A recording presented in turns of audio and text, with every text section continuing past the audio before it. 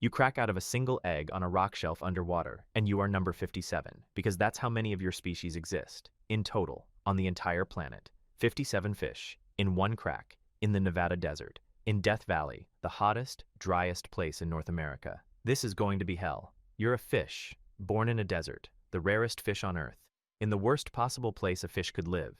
The crack you're in is a flooded gap in limestone, 50 feet below the desert surface. The shelf beneath you, a flat slab of rock roughly the size of a dining table, is where every pupfish that has ever existed was born, lived, and died. Below the shelf, the rock drops into total darkness, over 1,000 feet straight down. Nobody has ever found the bottom. The water is 91 degrees, bath warm, has been this exact temperature for 500,000 years. You're 6.5 millimeters, smaller than a grain of rice, sharing this slab with every member of your species. 56 roommates, no walls, no hiding spots, half a parking space of rock. That's your entire world. A diving beetle crawls toward an egg cluster near you. It's your only predator, the only thing in this crack that hunts. Doesn't need speed. Where would you run? The beetle cracks an egg, drags the larva out, eats it, turns, scans. Its legs click toward the next one. 3 eggs left in the cluster. It takes them all. You press flat against the rock and don't move until it crawls away. The water you're breathing holds 2 milligrams of oxygen per liter. Normal fish water has 5 to 12. You're basically breathing hot broth that should kill anything with gills. But what your body does to deal with this is going to blow your mind. Skip forward a few weeks. You've never left the shelf. You never will. Sunlight reaches your water about 3 hours a day. Squeeze through that crack in the hillside above. That light grows algae on the rock. That algae feeds tiny bugs. Those bugs are your food. The entire food chain hangs on 3 hours of desert sun, squeezing through a hole. Then winter hits. 2 full months. 0 sunlight. The algae dies. The bugs vanish. Your main nutrition becomes owl pellets. A barn owl roosting above the crack drops chewed up bones and fur into the water. The rarest fish on Earth eating owl vomit to survive. You're starving. 91-degree water. Almost no oxygen. Your body should give up. Instead, it does something that broke science. You stop breathing, not slow down. Stop. 0 oxygen use. For up to 2.5 hours. Your gills keep pumping 230 beats a minute, but nothing's coming in. You look totally normal. Swimming, upright, just running on nothing. What's keeping you alive? Your cells switch to making ethanol. Same thing in beer. You're a 1-inch fish fermenting yourself alive. Running on homebrew in a desert cave.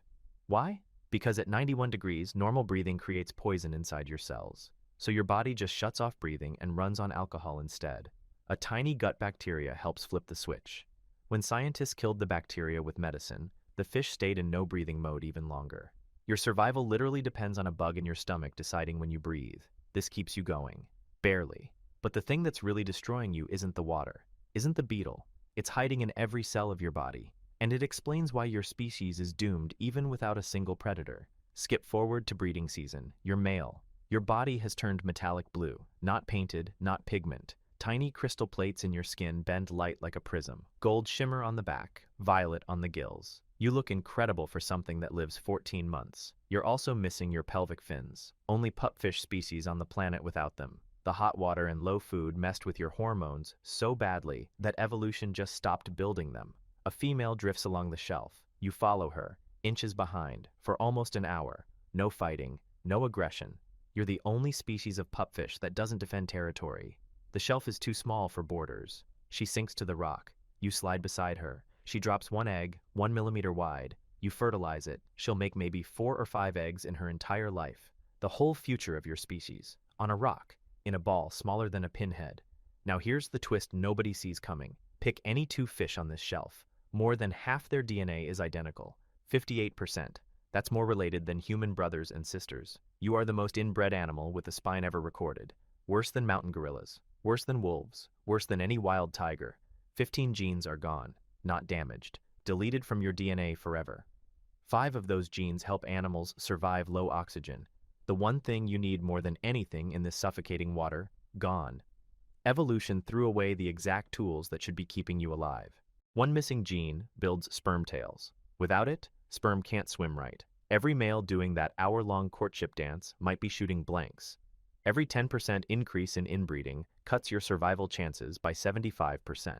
You're at 58. The odds of your egg making it are worse than a coin flip wrapped in another coin flip, and there's no genetic rescue coming, no fresh DNA walking through the door. This is it. That egg on the rock? The instructions for building it are shattered. No spare parts, no backup. But here's what makes no sense. A preserved specimen from 1980 had almost the same broken DNA. Your species has been running on a destroyed blueprint for centuries, and somehow kept hatching. Nobody can fully explain why you're not already extinct. You shouldn't exist. The math says no. The genetics say no. But you're here, in a crack, in a desert, making beer to breathe. Then the humans got involved. Skip forward. 1967. A ranching family buys 12,000 acres above your crack, invests $7 million, drills wells, starts pumping underground water to grow crops. The classic American dream. Problem: their water and your water come from the same place. Your water level drops, first time in recorded history. By 1972, it falls 2.5 feet. Your shelf, your only home, starts poking out of the water. Fish that outlasted ice ages are being killed by farming. A professor who'd been diving your cave since 1961 launches a campaign, hands out bumper stickers. Save the pupfish. The local answer? A county official prints "Kill the Pupfish" stickers. A newspaper editor threatens to dump poison in your cave. You're 1 inch long and people want you dead. The fight hits the Supreme Court. 9 justices in Washington debating whether a 1-inch fish in a desert hole deserves water. The rancher's lawyer says there are 2 endangered species here, the pupfish and the American rancher. A justice asks what you actually contribute to humanity. The government's lawyer stumbles through an answer about scientific potential. Another justice fires back with a joke about your size. The courtroom laughs. At you, the rarest fish on Earth being mocked in the highest court in the country. They vote 9-0 in your favor. The rancher has to stop pumping, sells everything, leaves Nevada, $7 million gone because of you, but the court can't protect you from what comes next. Skip forward. A Saturday night, spawning season, every member of your species on the shelf. 50 feet above, gunshots crack through the desert. 3 drunk men blast through security gates with a shotgun and climb the razor wire around the most protected fish habitat on Earth. One strips naked, walks onto the shelf, crushes eggs under his bare feet during peak spawning. 115 fish, every single one of your species, dodging human toes in 12 inches of water. His friend throws up near the water. Another one urinates inside the enclosure. They leave beer cans, shotgun shells, and a pair of boxer shorts floating in the pool. The security cameras they tried to shoot, parts kept recording the whole time. A barn owl, the same one dropping pellets that feed you, had triggered so many false alarms on the motion sensors that officials disabled the alert weeks earlier. Nobody came for 2 days. The guy came back the next morning for his wallet, left it at the crime scene, 12 months in federal prison, $14,000 in fines, lifetime ban from public land. Skip forward again. You've survived broken DNA, draining wells, Supreme Court battles, and 3 drunk guys with a shotgun. Then the planet itself tries to finish you. An earthquake 500 miles away. Northern California. Magnitude 7. The shockwave rips through solid rock and reaches your cave in 2 minutes. Water that hasn't moved on its own in centuries, sheltered from every wind, every wave, 50 feet below the desert, starts sloshing wall to wall. 2-foot standing waves in a crack barely wider than a car, back and forth, smashing into limestone. Your food, months of algae growth, built by 3 hours of daily sunlight, peels off the shelf and sinks into the 1,000-foot abyss. Eggs tumble over the edge into darkness they'll never come back from. Fish panic and scatter into the deep, breeding desperately like it's the end. Because it might be. 2 weeks later, another earthquake. 212 fish become 38. 80% gone, tying the second lowest count ever recorded. The lowest was 35, 2013. Nobody knows why that crash happened either. You're 10 months old, maybe 12.